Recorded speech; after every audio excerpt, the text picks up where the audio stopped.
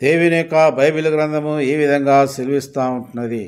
కుమారుని అందు విశ్వాసముంచువాడే నిత్య జీవము గలవాడు, కుమారునికి విధేయుడు కానివాడు జీవమును చూడడు కానీ దేవుని ఉగ్రత వాని మీదికి నిలిచునని దేవుని యొక్క వాక్యము యోహాను సువార్త 3:36లో ఈ మాట చెప్పబడతా ఉంటున్నది.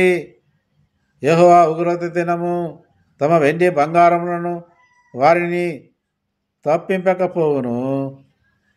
రోషాగ్ని చేత భూమి అంతయు దహింపబడును. హఠాత్తుగా ఆయన భూనివాసులందరినీ సర్వనాశనము చేయబోచున్నాడు.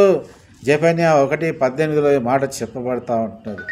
కాబట్టి నా ప్రియమైన స్నేహితుడా, అటువంటి స్థితి మనం రాకముందే యేసుక్రీస్తును తెలుసుకోవాలని, అటువంటి స్థితి లేకముందే మన యేసుక్రీస్తును గ్రహించాలని ప్రభు అయిన యేసుక్రీస్తు వారు నిన్ను ప్రేమతో ఆహ్వానిస్తుంటున్నాడు.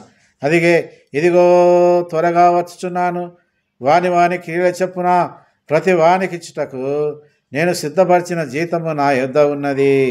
ప్రకటన 22:12లో ప్రభు అయిన యేసుక్రీస్తు వారు చెప్తా ఉంటున్నాడు, ఇదిగో నేను త్వరగా వస్తుంటున్నాను.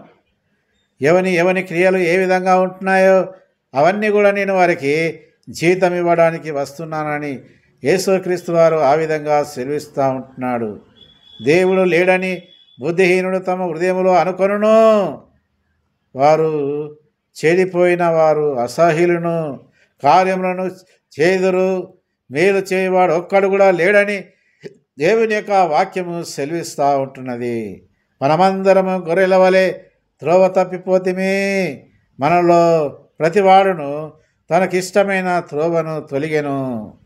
యెహోవా మన అందరి రోషములను తన మీద మోసుకున్నాడు. అందుకే ప్రభువైన యేసుక్రీస్తు వారు ఆయన గాయపడిన స్థలాలను చాచి ఆయన పిలుస్తూ ఉంటున్నారు, నా దగ్గరికి రండి, నేను మీకు విశ్రాంతినిచ్చేదను, మిమ్మల్ని ప్రేమిస్తూ ఉంటున్నాను, మీ అందు నేను మనసును పెడతా ఉంటున్నానని ప్రభు అయిన యేసుక్రీస్తు వారు ఈ విధంగా సెలవిస్తూ ఉంటున్నాడు.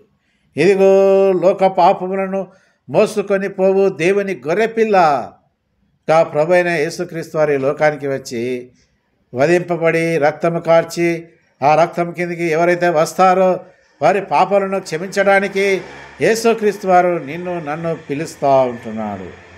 ఇంత గొప్ప రక్షణను మనము నిర్లక్ష్యము చేసిన యెడల ఎలాగూ తప్పించుకుందాము.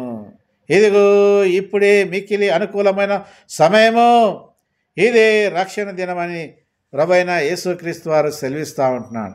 ఈ రక్షణ దినంలోనూ ఉండాలని, ఈ రక్షణను పొందాలని, దేవుని యొక్క రక్షణలో నువ్వు జీవించాలని ప్రభు అయిన యేసుక్రీస్తు వారు తన గాయపడిన స్థలాన్ని చాచి నిన్ను పిలుస్తూ ఉంటున్నాడు.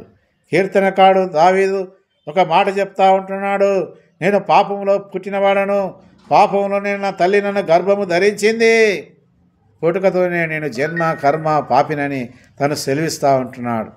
అయితే నా ప్రియమైన స్నేహితుడా, నీ జన్మ కర్మ పాపం పోవాలంటే యేసుక్రీస్తు రక్తం ద్వారానే మన పాపములు పోతాయి.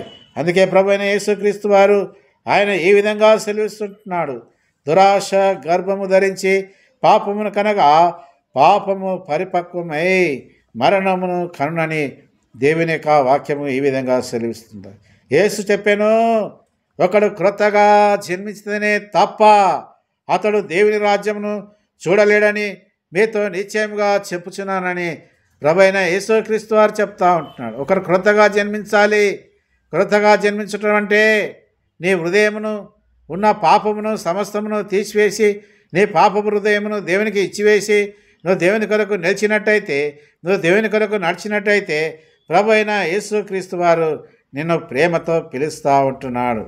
అందుకే ప్రభు అంటున్నాడు, నా కుమారుని యందు ఎవడైతే విశ్వాసం ఉంచుతాడో వాడు నిత్య జీవం గలవాడని, కుమారునికి విధేయుడు కానివాడు జీవమును చూడడని కానీ దేవుని ఉగ్రత వారి మీదికి వచ్చునని దేవుని యొక్క వాక్యము సెలవిస్తూ ఉంటున్నది.